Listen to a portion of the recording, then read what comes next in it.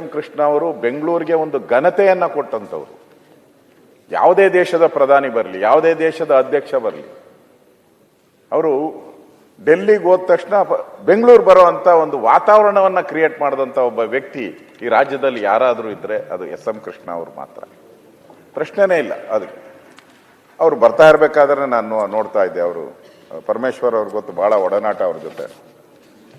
Budget ಮಾಡಬೇಕಾದ್ರೆ ಅದಕ್ಕೊಂಥರ dress ಹಾಕಿರೋರು, ಎಲ್ಲದಕ್ಕೂ ಪ್ರತಿಯೊಂದಕ್ಕೂ ಅವರು ಡ್ರೆಸ್ ಅವರೇ ಅದನ್ನ ಡಿಸೈನ್ ಪ್ರತಿಯೊಂದಕ್ಕೂ ಕೂಡ ಎಷ್ಟು ನೀಟು. ನಾವು ಪ್ರೆಸ್ ಮೀಟ್ ಮಾಡಬೇಕಾದ್ರೆ ನಾವು ಪದಗಳನ್ನ ಕನ್ನಡದಲ್ಲಿ ಹುಡುಕ್ತೀರಿ, ಇಂಗ್ಲಿಷಲ್ಲಿ ಹುಡುಕ್ತೀರಿ. ಅವರು ಇವತ್ತು ಆಡಿರುವಂತ ಪ್ರೆಸ್ ಮೀಟಲ್ಲಿ ಕನ್ನಡದ ಪದ, ಇಂಗ್ಲಿಷ್ ಪದ ಡಿಕ್ಷನರಿಯಲ್ಲೂ ಸಿಗಲ್ಲ, ಅಷ್ಟು ನೀಟಾಗಿ ಮಾತಾಡ್ತಾರೆ. ಅವ್ರ ಕೊನೆ ವಯಸ್ಸು ಒಂದು 6 ತಿಂಗಳ ಹಿಂದೆ, 1 ವರ್ಷದಿಂದನೂ ಕೂಡ ಅವ್ರನ್ನ ಭೇಟಿ ಮಾಡಿ ನಾವು ವಿಶ್ ಮಾಡಕ್ ಹೋದಾಗೂ ಕೂಡ ಅವರು ಪ್ರೆಸ್ಸಲ್ಲಿ ಎಷ್ಟು ನೀಟಾಗಿ ಮಾತಾಡೋ ಆ ಪದ ಇನ್ನೂ ನಮ್ಮ ಕೈಲಿ ಮಾತಾಡೋಕ್ಕೆ ಆಗಲ್ಲ, ಅಷ್ಟು ಅವರ ಪದ ಜೋಡಣೆ ಆ ರೀತಿ ಇರ್ತಾ ಇತ್ತು. ಆಗ ಅಟಲ್ ಬಿಹಾರಿ ವಾಜಪೇಯಿ ಅವರು ಪ್ರಧಾನಮಂತ್ರಿಗಳಾಗಿದ್ದರು, ಆ ಸಂದರ್ಭದಲ್ಲಿ ಇವರು ಮುಖ್ಯಮಂತ್ರಿ ಆಗಿದ್ದರು. ಆಗ ನಮಗೆ ಬೆಂಗಳೂರಿಗೆ ಇಂಟರ್ನ್ಯಾಷನಲ್ ಏರ್ಪೋರ್ಟ್ ತಂದಿದ್ದನು ಕೂಡ ಆ ಸಂದರ್ಭದಲ್ಲೇ. ಬೆಂಗಳೂರಿಗೆ ಮೆಟ್ರೋ, ಅವಾಗ ಅನಂತಕುಮಾರ್ ಅವರು ನಮ್ಮ ಅರ್ಬನ್ ಡೆವಲಪ್ಮೆಂಟ್ ಮಿನಿಸ್ಟರ್ ಆಗಿದ್ರು. ಬಹಳ ಹೊಂದಾಣಿಕೆ ಇತ್ತು. ಆ ಸಂದರ್ಭದಲ್ಲಿ ಬೆಂಗಳೂರಿಗೆ ಮೆಟ್ರೋ, ಇಂಟರ್ನ್ಯಾಷನಲ್ ಏರ್ಪೋರ್ಟು ಇವೆಲ್ಲವನ್ನ ತರೋ ಮುಖಾಂತರ ಬೆಂಗಳೂರಿಗೆ ತನ್ನದೇ ಆದಂಥ, ಇವತ್ತು ನಾವು ಹೇಳ್ತೀರಿ ಬೆಂಗಳೂರು ಇಡೀ ರಾಜ್ಯದ ಒಂದು 60% ಎಷ್ಟು ಆದಾಯ ಕೊಡ್ತಾ ಇದೆ ಅಂತ ಹೇಳಿದೆ. ದೇಶಕ್ಕೂ ಆದಾಯ ಕೊಡ್ತಾ ಇರೋಂಥ 2ನೇ ಸಿಟಿ ನಮ್ಮದು. ಬಾಂಬೆ ಬಿಟ್ಟರೆ ನಾವೇ ಹೈಯೆಸ್ಟ್ IT ಇರ್ಬೋದು, ಇವೆಲ್ಲವನ್ನ ಕೊಡ್ತಕ್ಕಂಥ, ಆದಾಯ ಕೊಡ್ತಕ್ಕಂಥ ಒಂದು. ಇದಕ್ಕೆ ಮೂಲ ಪುರುಷ ಯಾರು ಅಂತ ಹೇಳಿದ್ರೆ ಅದು ಎಸ್ ಎಂ ಕೃಷ್ಣ ಅವರು. ಅದರ ಬಗ್ಗೆ 2 ಮಾತಿಲ್ಲ. ಅವರು ಎಲ್ಲ ಪದವಿಯನ್ನ ನೋಡಿದ್ದಾರೆ, ಮುಖ್ಯಮಂತ್ರಿಗಳಾಗಿ, ಉಪಮುಖ್ಯಮಂತ್ರಿಗಳಾಗಿ, ಸ್ಪೀಕರ್ ಆಗಿ ಎಲ್ಲವನ್ನ ನೋಡಿದ್ದಾರೆ. ಆದರೆ ಒಂದೇ ಒಂದು ಕಳಂಕ ಇಲ್ಲದೆ ಒಬ್ಬ ಡಿಗ್ನಿಫೈಡ್ ರಾಜಕಾರಣಿ. ಈಗ ಹೇಗಾಗಿದೆ ಅಂತ ಹೇಳಿದ್ರೆ, ಮಾಧ್ಯಮದಲ್ಲಿ ನಾವು ನಿಂತರೆ ನಮ್ಮ ಭಾಷೆಗಳು, ನಾವು ಮಾಧ್ಯಮದಲ್ಲಿ ಹಿಂದೆ ಆಚೆ ಮಾತಾಡೋದಕ್ಕೂ ಮಾಧ್ಯಮದ ಮೈಕ್ ಮುಂದೆ ಮಾತಾಡೋದಕ್ಕೂ ಬಹಳ ವ್ಯತ್ಯಾಸಗಳನ್ನು ನೋಡ್ತೀವಿ. ನಾವು ಕೈ ಕತ್ತರಿಸ್ಬೇಕು, ಕಾಲು ಕತ್ತರಿಸ್ಬೇಕು, ನಾಲಿಗೆ ತೆಗಿಬೇಕು, ಈ ಥರದ್ದೆಲ್ಲ ಅವ್ರ ಬಾಯಲ್ಲಿ ಎಂದೂ ಕೂಡ ಈ ಥರದ್ದು ಒಂದು ಪದನೂ ಕೂಡ ಬಂದಿಲ್ಲ. ಒಬ್ಬರಿಗೆ ನೋವಾಗೋ ರೀತಿಯೂ ಅವ್ರು ಎಂದೂ ಮಾತಾಡಿದ್ದು ಯಾವತ್ತೂ ನಾನು ನೋಡಿಲ್ಲ. ಆ ರೀತಿಯ ಒಂದು ವ್ಯಕ್ತಿತ್ವವನ್ನು ಹೊಂದಿರತಕ್ಕಂಥವ್ರು. ವಿದ್ಯಾರ್ಥಿ ದೆಸೆಯಲ್ಲೇ ಅವರು ರಾಜಕಾರಣಕ್ಕೆ ಬಂದಂಥವ್ರು. ಮೈಸೂರಿನ ರಾಮಕೃಷ್ಣ ವಿದ್ಯಾಶಾಲೆ, ಮಹಾರಾಜ ಕಾಲೇಜಿನ ಪದವಿ, ಅಮೇರಿಕಾದ ಟೆಕ್ಸಾಸ್ನಲ್ಲಿ ಉನ್ನತ ಪದವಿಯನ್ನು ಪಡೆದಂಥವರು ಎಸ್ ಎಂ ಕೃಷ್ಣ ಅವರು. ಕೆಲವರೆಲ್ಲ ಅವರಿಗೆ ಚುಡಾಯಿಸ್ತಾ ಇದ್ರು, ನೀವು ಫಾರಿನ್ ಕೃಷ್ಣ ಅಂತ ಹೇಳಿನೂ ಕೂಡ ಕೆಲವರೆಲ್ಲ ಮಾತಾಡ್ತಾ ಇದ್ರು ಅವ್ರಿಗೆ. ಅವರು ಟೆಕ್ಸಾಸ್ ಅಲ್ಲಿ ಓದ್ ಬಂದಿರೋದ್ರಿಂದ. ನನಗೆ ಗೊತ್ತಿರೋ ಪ್ರಕಾರ ಜಾನ್ ಆಫ್ ಕೆನಡಿ ಅವರ ಚುನಾವಣಾ ಪ್ರಚಾರದಲ್ಲೂ ಪಾಲ್ಗೊಂಡಿದ್ರು ಅನ್ನೋದು ಕೂಡ ಹೇಳ್ತಾರೆ. ಅವ್ರ ತಂದೆ ಮಲ್ಲಯ್ಯನವರು, ಶ್ರೀ ಮಲ್ಲಯ್ಯನವರು, ಅವರು ಕೂಡ ಸಮಾಜದಲ್ಲಿ ಒಳ್ಳೆ ಹೆಸರಿದ್ದಂಥವ್ರು. ಅವತ್ತೇ ಹಾಸ್ಟೆಲನ್ನು ಮಾಡಿ ಎಲ್ಲ ಸಮುದಾಯದ ಜನ ಹಾಸ್ಟೆಲ್ಗಳಲ್ಲಿ ಓದಬೇಕು ಅಂತೇಳಿ ಮಲ್ಲಯ್ಯನವರು ಒಂದು ಹಾಸ್ಟೆಲ್ ಕೂಡ ಮಂಡ್ಯದಲ್ಲಿ ಕಟ್ಟಿರೋದನ್ನು ಕೊಟ್ಟಿದೆ 1930ನೇ ಇಸ್ವಿಯಲ್ಲಿ. MRA ಆಗಿದ್ರು. ಮಹಾತ್ಮ ಗಾಂಧೀಜಿಯವರು ಕೂಡ ಅವ್ರ ಮನೆಗೆ ಬಂದಿದ್ರು 1934ರಲ್ಲಿ. ಮಹಾತ್ಮ ಗಾಂಧೀಜಿ ಕೂಡ ಅವ್ರ ಮನೆಗೆ ಬಂದಾಗ ಹರಿಜನ ಫಂಡ್ ಅಂತ ಕಲೆಕ್ಟ್ ಮಾಡಬೇಕು ಅಂತೇಳಿ ಮಹಾತ್ಮ ಗಾಂಧೀಜಿಯವರು ಅವ್ರ ಮನೆಗೆ ಬಂದಾಗ ಇವರು ₹2 ಕೊಟ್ಟಿದ್ರಂತೆ, ಇವ್ರ ತಂದೆಯವರು. ಆಗ ಮಹಾತ್ಮ ಗಾಂಧೀಜಿಯವರು ಕೇಳಿದಂತೆ, ನನಗೆ ₹2 ಬೇಡ, ಎಸ್ ಎಂ ಕೃಷ್ಣ ಅವರ ಕಿವಿಯಲ್ಲಿರೋ ಓಲೆ ಕೊಡಿ ಅಂತ ಕೇಳಿದ್ರಂತೆ. ಆಗ ಇಮಿಡಿಯೇಟ್ ಆಗಿ ತೆಗೆದು ಆ ಓಲೆನೂ ಕೂಡ ಆ ಫಂಡ್ಗೆ, ಹರಿಜನ ಫಂಡ್ಗೆ ಕೊಟ್ಟಂತ ಪುಣ್ಯಾತ್ಮರು ಕೂಡ ಅವರ ತಂದೆಯವರು. ಅಂದರೆ ಗಾಂಧೀಜಿಯವರ ಆಶೀರ್ವಾದವನ್ನು ಪಡೆದಂಥ ವ್ಯಕ್ತಿ, ನೋಡಿದಂಥ ವ್ಯಕ್ತಿ. 16ನೇ ಮುಖ್ಯಮಂತ್ರಿಯಾಗಿ ಸೇವೆ ಸಲ್ಲಿಸಿದ್ದಾರೆ. ಅವರು ಒಂದು ಯಾತ್ರೆಯನ್ನು ಕೂಡ ಮಾಡಿದ್ರು, ಕಾಂಗ್ರೆಸ್ ಯಾತ್ರೆ.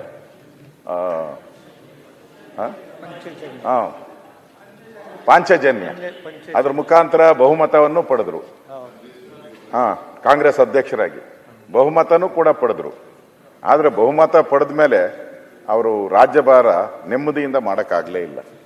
ಬರಗಾಲ, ಕಂಟಿನ್ಯೂಸ್ ಬರಗಾಲ ಬಂತು. ಅದಾದಮೇಲೆ ಕಂಬಾಲಪಲ್ಲಿ ದಲಿತರ ಒಂದು ನರಮೇಧದ ಒಂದು ಸಂದರ್ಭ ಕೂಡ ಅವರು ಫೇಸ್ ಮಾಡುವಂಥ ಒಂದು ಪರಿಸ್ಥಿತಿ ಆಯಿತು. ಅದಕ್ಕಿಂತ ಹೆಚ್ಚಾಗಿ ಡಾಕ್ಟರ್ ರಾಜ್ಕುಮಾರ್ ಅವರ ಅಪಹರಣ ಆಯಿತು. ಆ ಅಪಹರಣನೂ ಕೂಡ ನಾಗಪ್ಪ ಅಪಹರಣ, ಇವೆಲ್ಲನೂ ಕೂಡ ಒಂದಲ್ಲ ಒಂದು ಫೇಸ್ ಮಾಡಿದ್ರು. ಕಾವೇರಿ ಗಲಾಟೆನೂ ಕೂಡ ಆಗಲೇ ಪ್ರಾರಂಭ ಆಗಿದ್ದು. ಕಾವೇರಿಗೋಸ್ಕರ ಪಾದಯಾತ್ರೆ ಮಾಡಿದ್ರು. ಸುಪ್ರೀಂ ಕೋರ್ಟ್ ಆದೇಶ ಬಂದು ಆ ಪಾದಯಾತ್ರೆಯನ್ನು ರದ್ದು ಮಾಡಿದ್ರು. ಅಂದರೆ ಅವರ 4.5 ವರ್ಷ ಅವರು ಆ್ಯಕ್ಚುಲಿ ಇನ್ನೂ 6 ತಿಂಗಳು ಮುಖ್ಯಮಂತ್ರಿಗಳಾಗಿರ್ಬೋದಾಯಿತು. ಆದರೆ ಅವತ್ತು ಅವರ ಜೊತೆಯಲ್ಲಿದ್ದವರೇನು ಅವ್ರಿಗೆ ಇಲ್ಲ, ನೀವು ಬೇಗ ಚುನಾವಣೆಗೆ ಹೋದ್ರೆ ಮತ್ತೆ ಮುಖ್ಯಮಂತ್ರಿಗಳಾಗ್ತೀರಾ ಅಂತೇಳಿ, ಹೇಗೆ ಅಟಲ್ ಬಿಹಾರಿ ವಾಜಪೇಯಿ ಅವರು ಹಾಗೆ ಬೇಗ ಚುನಾವಣೆಯನ್ನು ಘೋಷಣೆ ಮಾಡಿದ್ರು ಅಟಲ್ ಬಿಹಾರಿ ವಾಜಪೇಯಿ ಅವರು. So SM. ಕೃಷ್ಣ ಅವರು ಕೂಡ 6 ತಿಂಗಳು ಮುಂಚೆ ಹೋದರೆ ಒಳ್ಳೇದಾಗುತ್ತೆ ಅಂತೇಳಿ ಯಾರೋ ಅವ್ರಿಗೆ ಕಿವಿ ಚುಚ್ಚಿರ್ತಾರಲ್ಲ ಹೇಳಿದ್ರು. ಹೋದ್ರು. ಆ ಚುನಾವಣೆಯಲ್ಲಿ ಅವರು ಗೆಲ್ಲಕ್ಕೆ ಆಗಲಿಲ್ಲ. ಅದು ಕೂಡ ಒಂದು ಅವರ ವಿಚಾರದಲ್ಲಿ ಒಂದು ಸವಾಲುಗಳನ್ನು ಎದುರಿಸಿದಂಥ ಒಬ್ಬ ಮುಖ್ಯಮಂತ್ರಿಯಾಗಿ ಕೆಲಸ ಮಾಡಿದ್ದಾರೆ. ಇಂಡಿಯಾ ಟುಡೇ ಕೂಡ ಅವ್ರನ್ನ ನಂಬರ್ 1 ಚೀಫ್ ಮಿನಿಸ್ಟರ್ ಅಂತ ಬಿರುದನ್ನು ಕೂಡ ಇಂಡಿಯಾ ಟುಡೇ ಪತ್ರಿಕೆಯಲ್ಲೂ ಕೂಡ ಅವರಿಗೆ ಬಿರುದನ್ನು ಕೂಡ ಕೊಟ್ಟಿದ್ರು. ಒಂದು ನನಗೆ ತಿಳಿದ ಪ್ರಕಾರ ಯಾವುದೇ ರೀತಿಯಾದಂಥ ಒಂದು ಕಾಂಟ್ರವರ್ಸಿಗೆ ಕ್ರಿಯೇಟ್ ಆಗಲಿಲ್ಲ. ನಾನು ಅವ್ರ ಮನೆಗೆ ಹೋದಾಗ ನಾನು ಕೇಳಿದೆ, ಸರ್ ಹೇಗೆ ನಿಮ್ದು ಸಮಯವನ್ನು ಕಳೀತೀರಾ ಅಂತ. ಅವಾಗ ಹೇಳಿದ್ರು, ನಾನು ಈ ಸಂಗೀತ, ಈ ಶ್ರೀರಾಮನವಮಿ ಪ್ರತಿ ವರ್ಷ ಇದರಲ್ಲಿ ಬಸವನಗುಡಿಯಲ್ಲಿ ನಡೆಯುತ್ತೆ. ಒಂದು ಆ ಶ್ರೀರಾಮನವಮಿ ಸಂಗೀತಕ್ಕೂ ಅವ್ರು ಮಿಸ್ ಮಾಡ್ತಾ ಇರಲಿಲ್ಲ. ಪ್ರತಿ ವರ್ಷನೂ ಕೂಡ ಆ ಒಂದು ಸಂಗೀತ ಕಾರ್ಯಕ್ರಮಕ್ಕೆ ಹೋಗ್ತಾ ಇದ್ರು. ಅದೇ ರೀತಿ ಮತ್ತೆ ಕೆಲವರು ಕೂಡ ಟೆನ್ನಿಸ್ ಕೃಷ್ಣ ಅಂತೇಳಿ ಅದೊಂದು ಬ್ರ್ಯಾಂಡು ಕೊಟ್ಟಿದ್ರು. ಫಾರಿನ್ ಕೃಷ್ಣ ಅನ್ನೋದ್ ಕಡೆ ಟೆನ್ನಿಸ್ ಕೃಷ್ಣ ಅಂತಲೂ ಕೊಟ್ಟಿದ್ರು. ಇವ್ರಿಗೆ ಟೆನ್ನಿಸ್ ಭಾಳ ಇಷ್ಟ. ವಿಂಬಲ್ಡನ್ಗೆ ಪ್ರತಿ ವರ್ಷನೂ ಕೂಡ ಮಿಸ್ ಮಾಡ್ತಾನೆ ಇರಲಿಲ್ಲ. ಇವರು ಆಡ್ತಾ ಇದ್ರು. ಒಂದು ಬಾರಿ ಅವರು ಕಳೆದ ಒಂದು 10 ವರ್ಷದಿಂದ ಇರಬೇಕು, ನನ್ನ ಕರೆದ್ಬಿಟ್ಟು, ನಾನು ಟೆನ್ನಿಸ್ ಅಧ್ಯಕ್ಷನಾಗಿದ್ದೀನಿ, ನನ್ನ ಕೈಲಿ ಸಭೆಗೆ ಹೋಗೋಕ್ಕಾಗಲ್ಲ, ನೀನು ಅದಕ್ಕೆ ಉಪಾಧ್ಯಕ್ಷನಾಗು ಅಂತೇಳಿ ನನಗೆ ಕರೆದು ಅವರೇ ನನ್ನನ್ನು ಉಪಾಧ್ಯಕ್ಷನ ಮಾಡಿದ್ರು. ಅದಾದಮೇಲೆ ಅವರು ಮತ್ತೆ 5 ವರ್ಷ ಆದಮೇಲೆ ಮತ್ತೆ ಕರೆದು ನನ್ನ ಕೈಲಿ ಬರೋಕ್ಕಾಗ್ತಾ ಇಲ್ಲ, ನೀನೇ ಅಧ್ಯಕ್ಷನಾಗು ಅಂತ ಅವರೇ ನನ್ನ ನಾಮಿನೇಟ್ ಮಾಡಿ ಅಧ್ಯಕ್ಷರಾದರು. ಈಗೂ ಅಧ್ಯಕ್ಷನಾಗಿದ್ದೀನಿ, ಅವರು ಅದಕ್ಕೆ ಗೌರವಾಧ್ಯಕ್ಷರಾಗಿದ್ದಾರೆ. ಆಗ ಟೆನ್ನಿಸ್ಗೆ ಒಂದು ಅಂತಾರಾಷ್ಟ್ರೀಯ ಮಟ್ಟದ ಒಂದು ಟೆನ್ನಿಸ್ ಟೂರ್ನಮೆಂಟ್ಗಳಲ್ಲಿ ಬೆಂಗಳೂರಿಗೆ ಬರಬೇಕಾದ್ರೆ ಇವರೇ ಮೇನ್ ಕಾರಣ. ಆ ಥರದ್ದು ಒಂದು 10 ಟೆನ್ನಿಸ್ ಕಾರ್ಯಕ್ರಮಗಳನ್ನು ಮಾಡಿದ್ದಾರೆ. ಇವತ್ತು ಸರ್ಕಾರದಿಂದನೂ ಕೂಡ ಅನುದಾನಗಳು ಕೊಡ್ತಾ ಇದ್ದಾರೆ. ಯಾಕಂದರೆ ಎಸ್.ಎಂ. ಕೃಷ್ಣ ಅವರು ಹೆಸರು ಮೇಲೇನೆ ಹಾಕಿದಿಲ್ಲ ಅವೆಲ್ಲದರಲ್ಲೂ. ಅದು ನೋಡಿದ ತಕ್ಷಣ ಯಾರೇ ಮುಖ್ಯಮಂತ್ರಿ ಇದ್ರೂ ಅದಕ್ಕೆ ಹಣ ಸ್ಯಾಂಕ್ಷನ್ ಮಾಡ್ತಾರೆ. ಸನ್ಮಾನ್ಯ ಸಿದ್ದರಾಮಯ್ಯನವರು 2 ಸರಿ ನಾನು ಹೋಗಿ ಅವ್ರ ಹತ್ರ ಆ ಟೆನ್ನಿಸ್ಗೆ ದುಡ್ಡನ್ನು ಕೊಟ್ಟಿದ್ದಾರೆ. ಯಡಿಯೂರಪ್ಪನವರು ಕೊಟ್ಟಿದ್ದಾರೆ, ಬಸವರಾಜ ಬೊಮ್ಮಾಯಿ ಅವರು ಕೊಟ್ಟಿದ್ದಾರೆ. ಅವ್ರಿಗೆ ಅಚ್ಚುಮೆಚ್ಚು ಆ ಟೆನ್ನಿಸ್ ಕ್ರೀಡೆ ಅನ್ನೋದು ಒಂದು ಅವರ ಅಚ್ಚುಮೆಚ್ಚು. ಈಗಾಗಲೇ ನಾನು ಹೇಳಿದ್ದೀನಿ, ಕೋಟೆ ಆಂಜನೇಯ ಸ್ವಾಮಿ ಮೈದಾನದಲ್ಲಿ ಇರತಕ್ಕಂಥ ರಾಮ ಸೇವಾ ಮಂಡಳಿಯ ಎಲ್ಲ ಕಾರ್ಯಕ್ರಮಕ್ಕೆ ಹೋಗಿದ್ದಾರೆ. ಆಸೋಸ್ಯ ಕಾರ್ಯಕ್ರಮಗಳಿಗೂ ಹೋಗ್ತಾ ಇದ್ರು. ಇವತ್ತು ನಾವು ಬ್ರ್ಯಾಂಡ್ ಬೆಂಗಳೂರು ಅಂತ ಎಲ್ಲ ಹೇಳ್ತಾ ಇದ್ದೀರಿ. ಬ್ರ್ಯಾಂಡ್ ಬೆಂಗಳೂರು ಅಂತ ನಿಜವಾಗೂ ಬ್ರ್ಯಾಂಡ್ ಬೆಂಗಳೂರನ್ನು ಸೃಷ್ಟಿ ಮಾಡಿದಂಥವ್ರು, ಅದಕ್ಕೊಂದು ರೂಪ ಕೊಟ್ಟವ್ರು ಯಾರಾದರೂ ಇದ್ದರೆ ಅದು ಎಸ್.ಎಂ. ಕೃಷ್ಣ, ಮಾತೇ ಇಲ್ಲ. ಇವತ್ತು ನಾನು ಹೇಳಿದ್ನಲ್ಲ, ಯಾರು ನೆನೆಸ್ಕೊತಾ ಇದ್ರು ಬೆಂಗಳೂರು ಜನ ಅಂತೂ ನೆನೆಸ್ಕೊಳೇಬೇಕು. ಇವತ್ತು ಎಲ್ಲರೂ ಹೇಳ್ತಾರೆ, ಅವ್ರು ಇಷ್ಟು ವರ್ಷ ಆದ ಮೇಲೂ ಹೇಳ್ತಾರೆ, ಎಸ್.ಎಂ. ಕೃಷ್ಣ ಬೆಂಗಳೂರಲ್ಲಿ ಮಾಡಿದಂಥ ಅಭಿವೃದ್ಧಿ ಇದುವರೆಗೂ ಯಾರು ಮಾಡೋಕ್ಕೆ ಸಾಧ್ಯನೇ ಇಲ್ಲ ಅನ್ನೋ ಮಾತನ್ನೇ ಹೇಳಿದ್ದಾರೆ. ಆ ರೀತಿ ಒಂದು ಅಟ್ಯಾಚ್ಮೆಂಟು. ನಾವೆಲ್ಲ ವಿಧಾನಸಭೆಯಲ್ಲಿ ಮಾತಾಡಿದಾಗ, ಏನು ಸರ್ ಬೆಂಗಳೂರಲ್ಲಿ ಇವತ್ತು ಟಾರ್ ಹಾಕ್ತಾರೆ, ನಾಳೆ ವಾಟರ್ ಸಪ್ಲೈ ಅಗ್ದಾಕ್ತಾರೆ, KEB ಅವರು ಅಗ್ದಾಕ್ತಾರೆ ಅಂದಾಗ ಬೆಂಗಳೂರಲ್ಲಿ ಅದಕ್ಕೆ ಒಂದು ಟಾಸ್ಕ್ ಫೋರ್ಸನ್ನು ರಚನೆ ಮಾಡಿದ್ರು. ಟಾಸ್ಕ್ ಫೋರ್ಸನ್ನು ರಚನೆ ಮಾಡಿ ಪ್ರತಿ ತಿಂಗಳು ಆ ಟಾಸ್ಕ್ ಫೋರ್ಸನ್ನು ಮೀಟಿಂಗ್ ಮಾಡಿದ್ರು. ಅವರೇ ಬಂದು ಕೂತ್ಕೊಂಡವ್ರು ಆ ಟಾಸ್ಕ್ ಫೋರ್ಸಲ್ಲಿ ಮೀಟಿಂಗ್ ಮಾಡಿ ಆ ಒಂದು ಅಧಿಕಾರಿಗಳ ಒಂದು ವರ್ಗವನ್ನು ಇದಕ್ಕೆ ಯೋಜನೆ ಮಾಡಿ ಆ ಯಾವುದೇ ರೀತಿ ಈ ಥರ ಕಾಮಗಾರಿಗಳಲ್ಲಿ ಕಳಪೆ ಆಗದಂಗೆ ನೋಡ್ಕೊಳ್ಳೋವಂಥ ಒಂದು ಕೆಲಸವನ್ನು ಆ ಸಂದರ್ಭದಲ್ಲೇ ಒಂದು ಟಾಸ್ಕ್ ಫೋರ್ಸ್ ಮಾಡೋ ಮುಖಾಂತರ ಮಾಡಿದಂಥದ್ದು ನೋಡಿದಿರಿ. ವಿಶೇಷವಾಗಿ ಅವರಿಗೆ 2023ರಲ್ಲಿ ಪದ್ಮವಿಭೂಷಣ ನರೇಂದ್ರ ಮೋದಿಯವರ ಸರ್ಕಾರ ಅವರ ಸೇವೆಯನ್ನು ಗುರುತು ಮಾಡಿ 2023ರಲ್ಲಿ ಅವರಿಗೆ ಪದ್ಮಭೂಷಣ ಅವಾರ್ಡನ್ನು ಕೂಡ ಕೊಟ್ಟಿದ್ದಾರೆ. ಮತ್ತು ಈಗಾಗಲೇ ಹೇಳಿದ್ರು ಮುಖ್ಯಮಂತ್ರಿಗಳು. ಅವರು ರಿಟೈರ್ಡ್ ಆದಮೇಲೆ ಮೊನ್ನೆವರೆಗೂ ಕೂಡ ಅವ್ರ ಮನೆಗೆ ಎಲ್ಲ ಕಾಂಗ್ರೆಸ್ ಅವರು ಭಾಳ ಜನ ಹೋಗ್ತಾ ಇದ್ರು, BJP ಹೋಗ್ತಾ ಇದ್ರು, ಜನತಾದಳದವರು ಯಾರು ಹೋದ್ರೂ ಕೂಡ ಭಾಳ ಅನ್ಯೋನ್ಯತೆಯಿಂದ ಕೂತಿಸಿ, ಸಮಯ ಅಲ್ಲ ಅರ್ಧ ಗಂಟೆ 1 ಗಂಟೆ ಕೂತಿಸಿ ಮಾತಾಡಿ ಕಳಿಸ್ತಾ ಇದ್ರು. ಮತ್ತೆ ಅವರು ಜಾಸ್ತಿ ಮಾತಾಡ್ತಾ ಇರಲ್ಲ, ಪೂರ್ತಿ ಕೇಳಿಸ್ಕೊಂಡವರು. ಕೊನೆಯಲ್ಲಿ ಅವ್ರು ಮಾತಾಡ್ತಾ ಇದ್ದದ್ದು 2-3 ನಿಮಿಷ ಅಷ್ಟೇ. ನಾವು ಅರ್ಧ ಗಂಟೆ ಏನು ಮಾತಾಡಿರ್ತಾರಲ್ಲ ಆ ತಿರುನೆಲ್ಲ 2 ನಿಮಿಷದಲ್ಲಿ ಅವ್ರು ಹೇಳ್ಬಿಡೋರು. ಆ ಥರದ ಒಂದು ವ್ಯಕ್ತಿತ್ವವನ್ನು ನಾವು ನೋಡಿದಿರಿ. ಅದಕ್ಕೋಸ್ಕರ ನಾನು ಭಾಳ ಬಾರಿ ಭೇಟಿ ಮಾಡಿದ್ದೆ. ಕೊನೆಗೆ ಅವರು ಸುಮಾರು ಒಂದು 4-5-6 ವರ್ಷದಿಂದ ಇರಬೇಕು, ನನಗೆ ಒಂದು ದಿನ ಫೋನ್ ಮಾಡಿದ್ರು. ಏನಪ್ಪ ಅಶೋಕ್, ನಾನು ನಿಮ್ಮ BJPಗೆ ಬರ್ಬೋದಾ ಅಂತ. ದೊಡ್ಡ ವ್ಯಕ್ತಿ, ನನಗೆ ಆಶ್ಚರ್ಯ ಆಗೋಯ್ತು. ಏನು ಸರ್ ನನ್ನ ಕೇಳ್ತಾ ಇದ್ದೀರಾ ಅಂತ. ಮನೆಗೆ ಬಾ ಅಂತ ಹೇಳಿದ್ರು, ಹೋದೆ. ಸೊ ನಾನು BJP ಸೇರ್ತಾ ಇದ್ದೀನಪ್ಪ, ನನ್ನ ಜೊತೆ ನೀನು ಬರಬೇಕು ಡೆಲ್ಲಿಗೆ, ಯಾಕಂದ್ರೆ ನಾನು ಹೊಸ ಪರಿಚಯ, ಅದಕ್ಕೋಸ್ಕರ ನೀನು ನನ್ನ ಜೊತೆಯಲ್ಲಿ ಬರಬೇಕು ಅಂತ ಹೇಳಿದ್ರು. ನನ್ನ ಜೊತೆಯಲ್ಲಿ ಕರ್ಕೊಂಡೋದ್ರು. ಡೆಲ್ಲಿಯಲ್ಲಿ ಅವರು ಅವರ ಶ್ರೀಮತಿಯವರೆಲ್ಲ ಬಂದಿದ್ದರು. ಅದೇ ಹೋಟ್ಲಲ್ಲಿ ನಾನು ಇದ್ದೆ. ಆಮೇಲೆ ನಮ್ಮ ಪಾರ್ಟಿಗೂ ಅವರು ಸೇರಿದ್ದೂ ಇದೆ. ಮತ್ತೆ ನನ್ನನ್ನು ಆವಾಗ ಚುಡಾಯಿಸಿದವರು. ಯಾವಾಗಾದರೂ ಹೋದಾಗ ಇವನೇ ಅಪ್ಪ ಪುಣ್ಯಾತ್ಮ ನಾನು ಕರ್ಕೊಂಡೋಗಿದ್ದು ಅಂತೇಳಿ ನನ್ನನ್ನು ಚುಡಾಯಿಸ್ತಾನೂ ಇದ್ರು. ಹೋದಾಗೆಲ್ಲನೂ ಕೂಡ ಚುಡಾಯಿಸ್ತಾರೆ. ನಾನು ಬೊಮ್ಮಾಯಿಯವರು ಮುಖ್ಯಮಂತ್ರಿ ಬೊಮ್ಮಾಯಿ ಆದಾಗ ಕೂಡ ನಾನು ಕರ್ಕೊಂಡೋಗಿದ್ದೆ. ಆ ಸಂದರ್ಭದಲ್ಲೂ ಆ ಮಾತನ್ನು ಹೇಳ್ತಾ ಇದ್ರು. ಸೊ ಒಂದು ಹುಟ್ಟಿದ ಮೇಲೆ ಎಲ್ಲರೂ ಒಂದಿನ ಸಾಯಲೇಬೇಕು. ಆದರೆ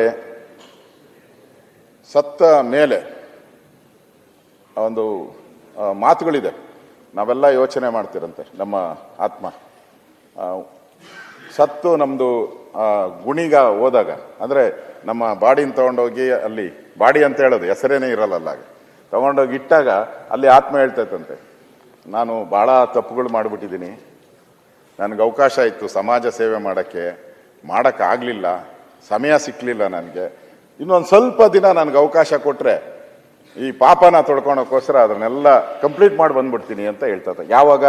ಗುಣಿಯಲ್ಲಿದ್ದಾಗ. ಗುಣಿಗೆ ಬಿದ್ದ ಮೇಲೆ ಯೋಚನೆ ಬರೋವಂಥದ್ದು. ಗುಣಿಗೆ ಬೀಳಕ್ಕೆ ಮುಂಚೆನೇ ನಾನು ಸಮಾಜದ ಕೆಲಸ ಮಾಡ್ತೀನಿ ಅಂತ ಹೇಳೋವಂಥ ಒಬ್ಬ ವ್ಯಕ್ತಿ ಮಾಡಿದ್ದೀನಿ ಅಂತ ಹೇಳ್ಗಣಕ್ಕೆ ಆ ವ್ಯಕ್ತಿಯನ್ನು ನಾವು ಇವತ್ತು ಆ ಹೆಜ್ಜೆ ಗುರುತುಗಳನ್ನು ಯಾರಾದರೂ ಬಿಟ್ಟೋಗಿದ್ದಾರೆ ಅಂದರೆ ಅದು SM ಕೃಷ್ಣ ಅವರು. ಹುಟ್ಟು ಸಾವು ಆಕಸ್ಮಿಕ. ಹುಟ್ಟಿಗೆ ಅರ್ಥ ನಾವು ಕೊಟ್ಟರೆ ನಮ್ಮ ಸಾವಿಗೆ ಅರ್ಥ ಸಮಾಜ ಕೊಡುತ್ತೆ. ಹುಟ್ಟು ಸಾವು ಆಕಸ್ಮಿಕ. ಹುಟ್ಟಿಗೆ ನಾವು ಅರ್ಥ ನಾವು ಕೊಟ್ಟರೆ ಸಾವಿಗೆ ಅರ್ಥ ಸಮಾಜ ಕೊಡುತ್ತೆ. ನೋಡಿ ಇವಾಗ ನಾವು ಕೊಡ್ತಾ ಇದ್ದೀವಿ.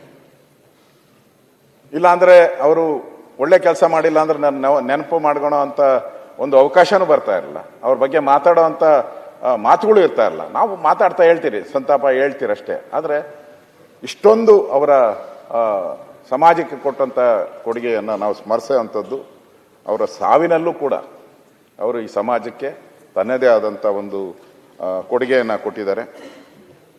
ಇದು ಸಾರ್ಥಕದ ಬದುಕನ್ನು ಸನ್ಮಾನ್ಯ SM ಕೃಷ್ಣ ಅವರು ಕೊಟ್ಟಿದ್ದಾರೆ.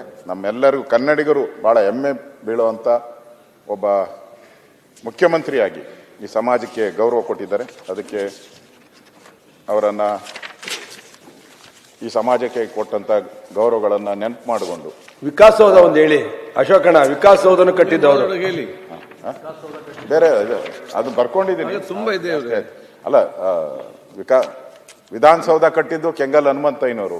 ಅಲ್ಲಿ ಸ್ಥಳ ಸಾಕಾಗಲ್ಲ ಅಂತ ಹೇಳಿದಾಗ ವಿಕಾಸಸೌಧ ನಿರ್ಮಾಣ ಮಾಡಿದ್ದನು ಕೂಡ ಕೆಂಗಲ್ ಹನುಮಂತಯ್ಯ, SM ಕೃಷ್ಣ. ಇವೆರಡೂ ಕೂಡ ಜೋಡಿ, ಅದು ಪ್ರಶ್ನೆನೇ ಮಾಡೋಕ್ಕಾಗಲ್ಲ. ಅದನ್ನು ಕೂಡ ಪ್ರಾರಂಭ ಮಾಡಿದ್ರು. ಈ ಥರದ ಹಲವಾರು ನೀರಾವರಿ ಬಗ್ಗೆ ಬೇರೆ ಬೇರೆ ಬೆಂಗಳೂರು ಮೈಸೂರು ಹೈವೇ ಅದನ್ನು ಮಾಡಿದಂಥವ್ರು SM ಕೃಷ್ಣ ಅವರು. ಆ ಕಾಲದಲ್ಲಿ ಬೆಂಗಳೂರು ಮೈಸೂರು ಇವೆಲ್ಲನೂ ಕೂಡ ಇನ್ನೂ ಭಾಳಷ್ಟು ಜಾಸ್ತಿ ಇದೆ, ಇನ್ನೂ ಜಾಸ್ತಿ ಇದೆ. ಆ ದೃಷ್ಟಿಯಿಂದ ನಾನು ಈ ಮೂಲಕ ಅವರ ಕುಟುಂಬದ ಬಂಧುಗಳಿಗೆ ಈ ದುಃಖವನ್ನು ಭರಿಸುವಂಥ ಶಕ್ತಿ, ಅವರ ಅಭಿಮಾನಿಗಳಿಗೆ ಈ ದುಃಖವನ್ನು ಬರುವಂಥ ಶಕ್ತಿ ಭಗವಂತ ಕೊಡಲಿ ಅಂತೇಳಿ ತಾವೇನು ತಂದಿದ್ದೀರಾ ಅದಕ್ಕೆ ನನ್ನ ಬೆಂಬಲವನ್ನು ವ್ಯಕ್ತ ಮಾಡ್ತಾ ಇದ್ದೀನಿ.